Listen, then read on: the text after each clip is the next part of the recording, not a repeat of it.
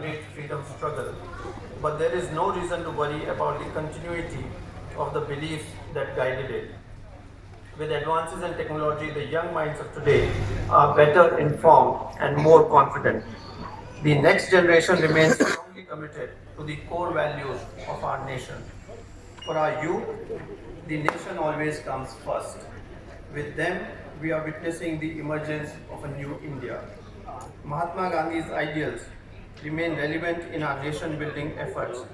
It should be part of our daily routine to introspect on Gandhiji's message of truth and non-violence, which has become all the more necessary in our times.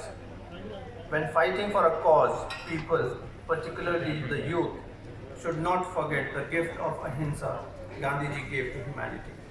Gandhiji's talisman for deciding whether an act is right or wrong also applies to the functioning of our democracy.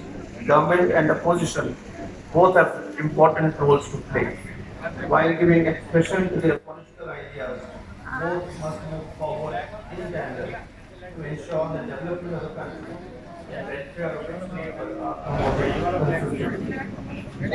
Dear fellow citizens, as a Republic Day is a celebration of our We Constitution, visited to today there was a flag Baba hosting Sahab, and I quote, if we wish to maintain democracy, not merely in form, but also in fact, what must we do?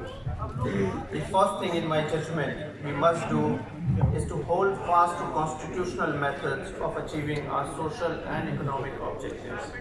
Unquote.